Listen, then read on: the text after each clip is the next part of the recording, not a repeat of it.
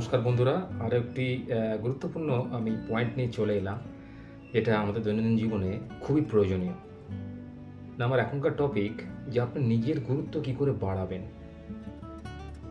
দেখুন, নিজের গুরুত্বকে কিন্তু হারাতে দিলে চলবে না। আমরা সমাজে মিশি, বিভিন্ন লোকের সঙ্গে পরিচয় করি, কথাবার্তা বলি। সেক্ষেত্রে কখনো কখনো আমাদের মান সম্মানহানির সম্ভাবনা এসে যায় কিছু কারণবশত। লোকে আমাকে ভুল বুঝতে শুরু করে, আপনাকে ভুল বুঝতে শুরু করে, আপনার সম্পর্কে বিরূপ ধারণা পোষণ করে মনের মধ্যে।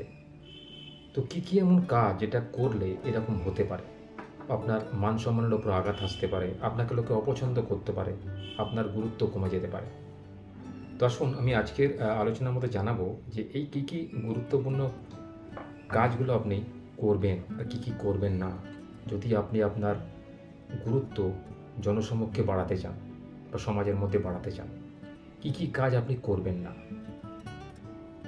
চলুন, প্রথম পয়েন্ট হচ্ছে আপনাকে মনে রাখতে হবে যে আপনাকে অহেতুক তর্ক এড়িয়ে চলতে হবে। কিছু লোকের স্বভাব আছে হাম্বড়িয়া ভাব, সব জানতাম, আমি সব জানি, আমাকে যাই প্রশ্ন করবে আমি উত্তর দিতে পারবো। এই যে সব জানতাম মনোভাব, এটা কিন্তু পরিপন্থী, এটা কিন্তু আপনার উন্নতির পরিপন্থী। কেউ আপনাকে পছন্দ করবে না। লোকে কি বলে তার গুরুত্ব না দিয়ে আপনি আপনার নিজের কথাটা সবসময় তার কাছে বলে চলেছেন, বা তার কথা গুরুত্বপূর্ণভাবে শুনছেন না, মনোযোগ দিয়ে শুনছেন না, না শুনেই উত্তর করছেন বা মন্তব্য করছেন। সেক্ষেত্রে কিন্তু আপনার মান সম্মান হানি হয়ে যাচ্ছে। লোকে আপনাকে খারাপ ভাবছে, লোকে ভাবছে এই লোকটা কে রে বাবা, এ তো আমার কোনো গুরুত্বই দিচ্ছে না, এতে কোনো কাণ্ডজ্ঞানই নেই, বুদ্ধিশুদ্ধি নেই, কোথায় কী কথা বলতে হয়, কীভাবে কথা বলতে হয়, কাকে বলছে, কী বৃত্তান্ত, কোথায় বলছে, কিছু আইডিয়াই নেই। এরা একদম থার্ড ক্লাস লোক। তো এই ধরনের যদি কথাবার্তা না শুনতে হয়, আপনি কিছু জিনিস মেনটেন করে চলবেন। তো আমি আজকে ভিডিওতে জানাবো এই ধরনের কিছু জিনিস মেনটেন করে চললে আপনি আপনার মান সম্মানটাকে আপনি বাড়াতে পারবেন। দ্বিতীয়ত আসি যে আপনি সব জায়গায় কিন্তু নিজের মতামত প্রকাশ করতে যাবেন না। যেখানে আপনাকে লোকে পছন্দ করছে না, যেখানে আপনার উপস্থিতি সবার কাছে কাম্য নয়, সেরকম জায়গায় কিন্তু নিজের উপস্থিতি প্রমাণ করার জন্যে বকবক করে কিছুটা বকে ফেললেন সরলতার খাতিরে, এমনটা কিন্তু করতে যাবেন না। এতে কিন্তু হিতে বিপরীত আপনারই হবে। কারণ লোকে আপনাকে অহেতুক অপমান করবে, আপনার মান সম্মান হানিয়ে হতে পারে। তাই এই ধরনের কাজ কখনোই করবেন না। 3 নম্বর পয়েন্টে আসি, আপনি যে সবার কাছে ভালোবাসা পাবেন বা সবাই যে আপনাকে পছন্দ করবে, এটা কিন্তু মন থেকে ঝেড়ে ফেলে দিন। কারণ ভালোবাসা আপনি সবার থেকে পাবেন না, বা এই পছন্দ অপছন্দ আপনি যদি মনে করেন যে আপনাকে সবাই পছন্দ করবে, এটা কিন্তু আপনি আশা নাও করতে পারেন। কারণ এই পৃথিবীতে সবার একটা আলাদা পছন্দ অপছন্দ বলে জিনিস আছে। সেটা বিভিন্ন কারণ হতে পারে, কারোর বাহ্যিক রূপ দেখে, কারোর অন্তর দেখে, কারোর আভিজাত্য দেখে, কারোর অর্থ দেখে, কারোর সম্মান দেখে, কারোর শিক্ষা দীক্ষা দেখে এই মান সম্মানটা কিন্তু মনের মধ্যে আসে। তো এক্ষেত্রে আপনি যদি নিজেকে পরিপূর্ণ লোক বলে মনে করতে পারেন, তাহলে কিন্তু আপনি আশা করতে পারেন যে আপনি একজন গুরুত্বপূর্ণ লোক বা আপনাকে সবাই গুরুত্ব দেবে। কিন্তু সেটা যদি আপনি না হন, তাহলে কিন্তু আপনি আশা নাও করতে পারেন যে লোকে আপনাকে অ্যাকসেপ্ট করবে। তাই রিজেকশনের জন্য কিন্তু তৈরি থাকুন। আপনাকে সবাই কিন্তু রিজেক্ট করতে থাকবে, বা কিছু লোক আপনাকে কিন্তু পছন্দ করবে না, এতে কিন্তু মন খারাপ করে চলবে না। নিজেকে কিন্তু রিয়েলাইজ করতে হবে যে কেন লোকে আমাকে অপছন্দ করে, কেন লোকে আমার সঙ্গ পছন্দ করে না, আমি কি ভুল করি বা আমি কি এমন কাজ করি যার জন্য লোকে আমাকে পছন্দ করে না। তো কী করলে লোকে আমাকে পছন্দ করবে, কী করলে আমি লোকের আতিথ্য হতে পারবো, কী করলে লোকের কাছে আমি প্রিয় হতে পারবো, এইগুলো আমাকে রিয়েলাইজ করতে হবে। এবার থার্ড পয়েন্টে আসি, কখনো নিজেকে একা থাকবেন না, একা রাখবেন না। দেখুন, একাকিত্ব সবাই পছন্দ করে না, বা একাকিত্ব সবাই কিন্তু ভালো লাগে না। কিছু ব্যক্তি আছেন যারা একাকিত্ব থাকা পছন্দ করেন। ফর এক্সাম্পল, আমরা যদি আমাদের পূর্বপুরুষ অর্থাৎ লেখক, কবি, সাহিত্যিক, এদের কথা মনে করি, এরা কিন্তু একাকী থাকা পছন্দ করতেন। এদের কিন্তু খুব একটা বন্ধুবান্ধব ছিল না, কারণ এনারা জ্ঞানী গুণী ব্যক্তি ছিলেন। এনাদের একাকিত্ব থাকার কারণ ছিল চিন্তা, গভীরভাবে চিন্তা করা। কবিগুরু রবীন্দ্রনাথ ঠাকুরের কথা ধরে নিন, ঋষি বঙ্কিমচন্দ্র বা শরৎচন্দ্র চট্টোপাধ্যায় বা আরও যেসব লেখক লেখিকা ছিলেন, তারা কিন্তু সবাই একা থাকতেই পছন্দ করতেন। কারণ একা না থাকলে, কলরব থেকে দূরে না থাকলে কিন্তু তাদের মাথায় সেই চিন্তাটা আসতো না যে তারা কী লিখবেন, টপিক তাদের মাথায় আসতো না। এই টপিক নির্বাচনের জন্য আপনি একা থাকতেই পারেন যদি আপনি লেখক একজন হন বা আপনি একজন বড় সাহিত্যিক হন, কিন্তু সেটা যদি আপনি না হন, আপনি একা থেকে হয়তো আপনার টেনশন বাড়াবেন না। আমাদের রোজকার জীবনে প্রচুর টেনশন, সেই টেনশন থেকে মুক্ত হতে নিজেকে সবসময় কাজের মধ্যে ইনভেস্ট করে রাখুন, কাজের মধ্যে নিজেকে মনোনিবেশ করে রাখুন, যে কোনো রকমের কাজ করুন। অযথা বসে থেকে সময় নষ্ট করবেন, এতে শরীর মনের উপর একটা এফেক্ট পড়ে। আপনি প্রয়োজন হলে ছাদে চলে যান, গিয়ে একটু পায়চারি করে নিন, তাতে মনটা একটু ভালো লাগবে। বা মাঠে চলে যান, গিয়ে একটু হেঁটে আসুন, মৃদুমন্দ বাতাস যেখানে বইছে সেখানে চলে আসুন, বা আপনি গঙ্গার পাড়ে একটু হেঁটে আসুন যদি আপনার কাছাকাছি কোথাও গঙ্গা থাকে। এক্ষেত্রে কী হবে, আপনার এই একাকিত্ব ভাবটা কিন্তু দূর হবে। প্রকৃতির সঙ্গে নিজেকে মিলেমিশার জন্যে একটা গভীর সম্পর্ক আসে আমাদের মানুষের মধ্যে। প্রকৃতি মা এমনই একটা জিনিস যা কঠিন থেকে কঠিনতম মানুষের জড়তাকে কিন্তু কাটিয়ে দেয়। তাই যখন একাকিত্ব ফিল করবে তখন কিন্তু এইসব স্থানে যেতে পারে, কিংবা কোনো মন্দিরে গিয়ে বসতে পারে। তাই কখনো একা থাকবেন না। আর নিজেকে সবসময় সেলফ রিলায়েন্ট করুন, নিজেকে বিশ্বাস করুন, নিজের মধ্যে একটা কনফ্লিক্ট তৈরি করুন যে আমি কেন পিছিয়ে পড়ছি, বা আমি কেন এরকম দুর্বল হয়ে পড়ছি, লোকে আমাকে কেন হেয় করছে, লোকে আমাকে পছন্দ করছে না কেন, আমার মধ্যে কী নেগেটিভিটি আছে, সেটাকে আপনি খোঁজার চেষ্টা করুন। বিভিন্ন রকম নিজেকে প্রশ্ন করুন, করে আপনি কিন্তু সেই উত্তর পেয়ে যাবেন। এবারে আসি, নিজেই নিজের বন্ধু হন, সেলফ ফ্রেন্ড, অর্থাৎ নিজেকে সাহায্য করার চেষ্টা করুন। কোনো বিপদে পড়লে ভগবানকে তো ডাকবেনই, তার সঙ্গে ভগবানকে এটা বলুন, ভগবান তুমি আমাকে সাহায্য করো, আমি যেন নিজেকে নিজে সাহায্য করতে পারি, সে বিপদ থেকে রক্ষা পাওয়ার জন্য আমি যেন নিজেকে নিজে উদ্ধার করতে পারি। এই ক্ষমতা যেন ভগবান আপনার মধ্যে দেয়। এই যে শক্তি, এই যে মানসিক শক্তি, এইটাকে অর্জন করুন। এই দুনিয়া কেউ কারণ নয়, বিপদে পড়লে কেউ আপনাকে দেখবে না, টাকা পয়সা দিয়েও নয়, গতর দিয়েও নয়। অতএব বন্ধু মানে শত্রু এখনকার দিনে। আজকালকার দিনে প্রকৃত বন্ধু পাওয়া খুবই মুশকিল, কিন্তু শত্রু আপনি এক ডাকে 100টা পেতে পারেন। বন্ধু সেই হবে যে সারা জীবনে আপনার পাশে থাকবে, আপনাকে নিঃস্বার্থভাবে সেবা করবে, নিঃস্বার্থভাবে আপনার সঙ্গ দেবে। আর যে অর্থরূপী বন্ধু, অর্থাৎ যে আপনার অর্থ দেখে আপনার কাছে আসে, আপনার বৈভব দেখে আসে, আপনার ব্যাকগ্রাউন্ড দেখে আপনার কাছে আসে, সে কোনোদিনই আপনার প্রিয় বন্ধু হতে পারে না, আপনার কাছের মানুষ হতে পারে না। তাই সে সকল বন্ধুর থেকে, সে সকল আত্মীয় থেকে সর্বদা দূরে থাকুন। দরকার নেই এরকম আত্মীয় স্বজন, এরকম বন্ধুবান্ধব দরকার নেই যারা বিপদে কাজে লাগে না। বিপদেই বন্ধু চেনা যায়। সেই চাণক্য শ্লোকটা মনে আছে তো, বিখ্যাত শ্লোক, বিদ্যুৎতঞ্চ নিপত্তাঞ্চ নৈবতুল্যং কদাচন স্বদেশে পূজ্যতে রাজা বিদ্যান সর্বত্র পূজ্যতে বিদ্যা দদাতি বিনায় বিনায়ক যাত্রী পাত্রতাম পাত্রত্ব ধনমাত্মতি ধনাধর্ম শতসুখম। এই যে চাণক্য শ্লোক যে তিনি বলেছিলেন যে স্বদেশে পূজ্যতে রাজা বিদ্যান সর্বত্র পূজ্যতে। তাই নিজের বুদ্ধি, নিজের মেধা এমনই পর্যায়ে নিয়ে যান যাতে আপনি যেখানেই যাবেন সেখানেই লোকে আপনাকে সম্মান করবে। মেধা মানে আমি সবসময় পুঁথিগত বিদ্যার কথা বলছি না, এমন মেধা যে মেধা জাগতিক মেধা, অর্থাৎ ন্যাচারাল জ্ঞান, বুৎপত্তি অর্জন করা, কি করবেন কি করবেন না, লোকের সাথে কীভাবে কথা বলবেন, কী করে রিয়্যাক্ট করবেন, সব জায়গায় হাসতে নেই, সব জায়গায় কাঁদতে নেই, সব জায়গায় নিজের মনে ভাব প্রকাশ করতে নেই, সবাইকে সব কথা বলতে নেই। এই বিষয়গুলোকেও আপনাকে নজর রাখতে হবে। দেখবেন লোকের কাছে আপনি খুব প্রিয় হয়ে উঠেছেন। আর কি করবেন, পরম শত্রুকেও দেখা হলে আপনি হাসি মুখে কথা বলবেন, কখনোই তার সঙ্গে গোমড়া মুখে কথা বলবেন না, কারণ গোমড়া মুখে লোকেদের কিন্তু কেউ অ্যাকসেপ্ট করে না পৃথিবীতে। তাই পরম শত্রুকেও হাসি মুখে, মানে দাঁতের ফাঁকে যেন একটু হাসি থাকে ঠোঁটের ফাঁকেতে, সেইভাবে কথা বলবেন। দেখবেন সেও কিন্তু একদিন আপনার বন্ধুতে পরিণত হয়েছে। সেও মনে মনে রিয়েলাইজ করবে যে আমি লোকটাকে এত তাচ্ছিল্য করি, এত অপমান করি, এত তাকে অবহেলা করি, তবু লোকটা আমার সঙ্গে হাসি মুখে কথা বলে, তাহলে নিশ্চয়ই লোকটা মনের দিক থেকে খুব ভালো, একে আর তাহলে আমি জ্বালাতন করব না। দেখবেন সে আপনার কাছে একদিন এসে নথি স্বীকার করবেই। তাই সবার সঙ্গে হাসি মুখে কথা বলুন। সে আপনাকে ক্ষতি করেছে বলে আপনিও তার ক্ষতি করবেন, তাহলে আপনার সঙ্গে তার কি তফাৎ রইল? তফাৎ রইল কি? অতএব নিজেকে পরিবর্তন করার চেষ্টা করুন। কারোর ভুল ধরতে যাবেন না। ভুল তখনই ধরবেন যখন সেটা শোধরাবার যোগ্য। ভুল ধরে তার শোধরাবার রাস্তাটা দেখিয়ে দিন। এমন নয় যে আপনি তার ভুল ধরছেন অথচ তার শোধরাবার রাস্তাটা দেখাচ্ছেন না, তাহলে সে কিন্তু কিছু শিখতে পারবে না, তার সেই ভুলটা ভুলই রয়ে যাবে। আর কি করবেন নিজেকে অপরের কাছে গুরুত্বপূর্ণ করার জন্য? না, ভালো বক্তা হওয়ার থেকে ভালো শ্রোতা আগে হন। আপনি কতটা ভালো শোনেন, কতটা অপরের কথা গুরুত্বপূর্ণ মন দিয়ে আপনি শোনেন, তাকে ভ্যালু দেন, তার উপর ডিপেন্ড করছে সামনে লোকটা আপনাকে ভ্যালু দেবে কি দেবে না। আপনি তার কথাটা মন দিয়ে শুনছেন কি না, আপনার চারিত্রিক বৈশিষ্ট্য বা আপনার বডি ল্যাঙ্গুয়েজ কিন্তু বলে দেবে। কখনই কথা বলার সময় ঠোঁটে মুখে হাত দেবেন না, কখনই কথা বলার সময় ব্যাঁকা চড়া হয়ে বসবেন না, সবসময় স্ট্রেট হয়ে বসবেন এবং যার সঙ্গে কথা বলেছেন চোখে চোখ রেখে কথা বলার চেষ্টা করুন।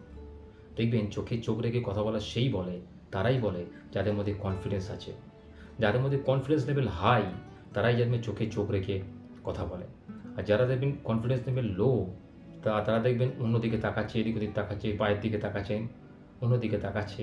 সেই সব লোককে সামনের লোকটা কিন্তু ধরে নেয় যে এর মনের মধ্যে কোনো কনফিডেন্স নেই, একটা চোরের মনোভাব লুকিয়ে রয়েছে, যেন সে চুরি করেছে। এটা যেন না হয়। তাই নিজেকে সবসময় খোলাভাবে মেলে ধরুন অপরের কাছে। কখনোই চোখ ছাড়া বডি অন্য কোথাও তাকাবেন না যখন কথা বলবেন। সে নারী হোক বা পুরুষই হোক, দেখবেন সে আপনার ব্যক্তিত্বের প্রতি আকৃষ্ট হবে। সে আপনাকে একবারের জায়গায় দুবার ডাকবেই। কেন? সবাই চায় যে মাথা উঁচু করে বেঁচে থাকে তার সম্মান হোক। সবাইকে সম্মান সেই দেবে, কারণ মাথা উঁচু করে বেঁচে থাকার মধ্যে একটা আলাদা আনন্দ আছে, আলাদা ডিগনিটি আছে। যত বড় বড় মহাপুরুষ মহামনীষী পৃথিবীতে জন্মগ্রহণ করেছিলেন তারা কিন্তু সবাই নিজেদের যোগ্যতার দরে, দক্ষতার দরে, কর্মদক্ষতার সাহায্যে মাথা উঁচু করে বেঁচেছিলেন। তাদের চলাপথে প্রচুর বাধা বিপত্তি এসেছিল, কিন্তু তবুও তারা সেই বাধা বিপত্তিকে অকপটে পরাজিত করে কিন্তু সাফল্যের বিজয় মুকুট মাথায় পড়েছিলেন, শুধুমাত্র এই নিজের কর্মযোগ্যতার জন্য, নিজের কর্মদক্ষতার জন্য। তাই নিজেকে স্পেশাল করার জন্য অপরের কাছে, ইম্পর্ট্যান্ট করার জন্য আপনার কাছে, অপরের কাছে নিজেকে শোধরাতে হবে। নিজের কিছু কিছু অভ্যাস আপনাকে পরিবর্তন করতে হবে। অহেতুক বাজে কথা বলা, হু হু করে অট্টহাসির মতো হেসে ফেলা বা কেঁদে ফেলা, অথবা রিয়্যাক্ট করা, আচমকা রেগে যাওয়া, আচমকা হেসে ফেলা বা তার কথাটাকে গুরুত্ব না দিয়ে উড়িয়ে দেওয়া, এগুলো কিন্তু বিবেক বুদ্ধিহীনতার লক্ষণ। এই জাতীয় লোককে কিন্তু কেউ পছন্দ করে না। যে লোকের বিবেক বুদ্ধি নেই, যে লোকের বিচার শক্তি নেই, তাকে কিন্তু কেউ পছন্দ করে না। আপনি হয়তো ভাববেন যে সমাজে আপনি কোথাও মিটিংয়ে গেলেন, সেখানে একটা হোমরাই চোমরাই লোক এলো, তাকে সবাই মিলে দেখছে, হ্যাঁ কী ব্যক্তিত্ব, হোমরাই চোমরাই। এরকম হওয়া দরকার নেই। আপনি একজন ভালো মানুষ হন, সবার সাথে মিশুন, দেখবেন লোকে আপনাকে পছন্দ করবে। সবার সাথে এমনভাবে মিশুন যাতে কেউ আপনার শত্রু না থাকে, যেন পরম শত্রু আপনার বন্ধু হয়ে যায়, এভাবে মিশুন। কিন্তু সেই মেশার মধ্যে একটা মার্জিত রুচি থাকবে। এই নয় যে শত্রু ড্রিঙ্ক করছে বলে আপনাকেও ড্রিঙ্ক করতে হবে, শত্রু অমুক জায়গায় যাচ্ছে বলে আপনাকেও যেতে হবে, বা আপনাকেও সেই খারাপ কাজ করতে হবে তার সমকক্ষ হওয়ার জন্য না। আপনি আপনার পথে চলবেন, লোকে কি বলছে, লোকে কি করছে দেখার দরকার নেই। আপনি আপনার কাজ করে যাবেন, সৎ কাজ করে যাবেন, আপনি আপনার পথে চলবেন। দেখবেন চলার পথে সমস্ত বাধাকে আপনি অতিক্রম করে চলে যেতে পারছেন। তাই নিজের মধ্যে সেই গতি নিয়ে আসুন, নিজের মধ্যে সেই শক্তি নিয়ে আসুন, মানসিক শক্তি, যে আমাকে কেউ পরাস্ত করতে পারবে না, আমি সবাইকে পরাস্ত করব, এই মানসিকতা মনের মধ্যে নিয়ে আসুন। দেখবেন সবাই আপনাকে ভ্যালু দিতে শুরু করবে। আর কি করবেন? নিজের স্কিল ডেভেলপমেন্ট করার চেষ্টা করুন। আপনি কি করলে ওই ব্যক্তিটা সমকক্ষ হতে পারে। আমরা অনেক সময় লক্ষ্য করি যে কেউ যদি কোনো সরকারি চাকরি পায় বা ভালো চাকরি পায় কোনো সংস্থায়, আমরা হিংসে করে বলি, ওর ছেলেটার কপাল কি ভালো, ভালো চাকরি পেয়েছে, ভালো স্ত্রী, হ্যাঁ ছেলে মেয়ে হয়েছে, কত গাড়ি রয়েছে, বাড়ি রয়েছে। কিন্তু আমরা কখনোই ভাবি না যে আমি যে জায়গা রয়েছে, আমার থেকে কত নিচু জায়গায় কত লোক রয়েছে, তাহলে আমি তো তার থেকে বেটার। তা আমি অত উঁচু লোকের সঙ্গে নিজেকে কম্পেয়ার করবো, আমি দেখবো আমার থেকে নিচুতে যারা রয়েছে তার থেকে আমি কতটা বেটার। এটা ভেবে নিজের মনটাকে শান্ত রাখুন, অতিরিক্ত উচ্চাকাঙ্ক্ষা করবেন না। দেখবেন সবার একটা জন্ম আছে, পূর্বজন্মের কৃতকর্মের ফল অনুযায়ী লোকে এই জন্মে আমরা জন্মগ্রহণ করেছি। এই সম্পর্কে আমার একটা আগে ভিডিও রয়েছে, আপনারা চাইলে দেখে নিতে পারবেন। তো এই আমরা পূর্বজন্মের কৃতকর্মের ফল অনুযায়ী কিন্তু এই জন্মে জন্মগ্রহণ করেছি। এটাকে আপনাকে বুঝতে হবে। কারোর প্রতি অহেতুক হিংসা করলেই আপনি কিন্তু সেই জায়গায় চলে যেতে পারবেন না, বা তার জায়গাটা আপনি অ্যাকোয়ার করতে পারবেন না। আপনাকে কিন্তু এভাবেই চলতে হবে। ভগবান আপনাকে যেভাবে জন্মগ্রহণ করিয়েছে আপনাকে সেভাবেই চলতে হবে। আপনাকে এর বেটারমেন্ট করার জন্য কী দরকার হতে পারে সেটাকে আপনাকে খুঁজতে হবে। কী করলে এর থেকে আপনি বেটার জীবন পেতে পারেন, আপনি কী করে আপনার জীবনটাকে বেটার করতে পারেন, সেই চেষ্টাটা আপনাকেই করতে হবে। কেউ আপনাকে কিন্তু করতে এগিয়ে আসবে না। নিরন্তর চারিদিকে নজর রাখুন, চোখ কান খোলা রাখুন, কী হচ্ছে, কেন হচ্ছে, কোথায় সুযোগ সুবিধা রয়েছে, কী করলে আপনি জীবনযাত্রা নির্বাহ করতে পারবেন, কত অল্প খরচে আপনি কিছু করতে পারবেন আপনার জীবনের উন্নতির জন্য, লোকের জন্য কী করে কী করতে পারবেন, বা লোকে কী করে হেল্প করতে পারবেন, সেইগুলোর দিকে নজর রাখুন। কার কটা বাড়ি হলো, কার কটা গাড়ি হলো, কে কতগুলো গয়না কিনলো, কতগুলো শাড়ি পরলো, এটা বিচার করলে কিন্তু আপনি কোনোদিন বড় হতে পারবেন না। আপনি সারা জীবন সেই হিংসুরের তলেই রয়ে যাবেন। আপনাকে লোকে অহংকারী বলবে, আর চোখ মুইলে সব অন্ধকার, জানেন তো। সব কিছু আপনাকে ছেড়ে চলে যেতে হবে। তাই অহংকার করে লাভ নেই। যে যেটা পেয়েছেন সেটা নিয়ে সন্তুষ্ট থাকার চেষ্টা করুন। অল্পেতে সন্তুষ্টি যেটা বলা হয়, a true happiness consist in contentment কথাতেই আছে। যত আপনি টাকা চাইবেন, দেখবেন আপনি যদি 50,000 টাকা মাইনেও কোনো চাকরি পান, দেখবেন আপনার কিছুদিন পরে মনে হবে, আপনি যদি তার লাইফ স্ট্যান্ডার্ড আপনি বাড়িয়ে ফেলেন, হাইক করে ফেলেন, আপনি তখন 50 করলে হবে না, তখন ভাবছেন 60 হলে ভালো হতো, 60 যখন হবে তখন 70 হলে ভালো হতো। চাহিদার শেষ নেই। যত চাহিদা বাড়াবেন তত কিন্তু আপনার উচ্চাকাঙ্ক্ষা বাড়বে। তার সঙ্গে যদি পাল্লা দিতে না পারেন তখন কিন্তু আপনি শারীরিক অসুস্থতায় ভুগবেন, মানসিক রোগে পড়ে যাবেন। তাই নিজের চাহিদাটাকে কন্ট্রোল করুন, নিয়ন্ত্রণ করুন, অল্পেতে সন্তুষ্ট থাকার চেষ্টা করুন। অল্পেতে যে সন্তুষ্ট হয় তাকে ভগবান সন্তুষ্ট করে, সেই ভগবানের আশীর্বাদ পায়, সেই ভগবানের অভিশাপ থেকে মুক্ত হয়। আর সবসময় নিজেকে ব্যস্ত রাখার চেষ্টা করুন, যে কোনো কাজে, যে কোনো গঠনমূলক কাজে নিজেকে ব্যস্ত রাখার চেষ্টা করুন। আইদার বই পড়ুন, বা আপনি লেখালেখি করুন, নয় কোনো কাজ করুন, নয় বাড়ির কাজকর্ম করুন, নয় কোনো ভালো জায়গায় মিশন, কোনো ক্লাবে যান, কোনো চ্যারিটেবল ট্রাস্টে আপনি কি যোগদান করতে পারেন, সেখানে গিয়ে কিছু সামাজিক কাজকর্ম অংশগ্রহণ করতে পারেন। এই সব কাজগুলো করুন। দেখবেন লোকের কাছে আপনি একদিন প্রিয় হয়ে উঠবেন, লোকে আপনাকে ভ্যালু দেবেই। যে লোকের সামাজিক কাজকর্ম রয়েছে, যে লোকে সমাজসেবা করে, চ্যারিটি করে, দান ধ্যান করে, তাকে লোকে সবাই ভালোবাসে। আপনি বলবেন দান করতে তো পয়সা লাগে, আমার তো অত পয়সা নেই, তাহলে লোকে কি আমাকে ভালোবাসবে? আলবাত ভালোবাসবে। লোককে ভালোবাসুন, দেখবেন লোকে আপনাকে ভালোবাসবে। কোনো লোককে প্রথম দেখাতেই পছন্দ করতে নেই, আর কারোর সম্পর্কে কোনো খারাপ ব্যবহার আপনি করবেন না, বলবেন না। হয়তো আপনি তাকে চেনেন, খুব খারাপ লোক, কিন্তু অপরের কাছে তার নামে নিন্দা করবেন না। নিন্দাটা কিন্তু খুব বড় জিনিস, জানবেন। কেউ কারোর নিন্দা সহ্য করতে পারে না, সে পরম শত্রুই হোক, পরম আত্মীয়ই হোক। তাই মুখ বুঝে সহ্য করুন, সব কিছু দেখুন, বুঝুন, জানুন কাকে বলছেন, কোথায় বলছেন, কেন বলছেন। সে কি আপনার বিশ্বাসের যোগ্য? যে বিশ্বাসের যোগ্য নয় তাকে আপনি এত কথা কেন বলবেন? যে কথা একজন খুব কাছের লোককে বলার দরকার, সেটা আপনি এমন জায়গায় বলছেন যে সবাইকে বলে বেড়ায়, যার স্বভাব এটা। এমন লোকের থেকে দূরে থাকুন। এরা সমাজের কলঙ্ক, এরা কোনোদিন কারো ছিল না, কারোর হবেও না। এদের পরনিন্দা পরচর্চা করা একটা স্বভাব।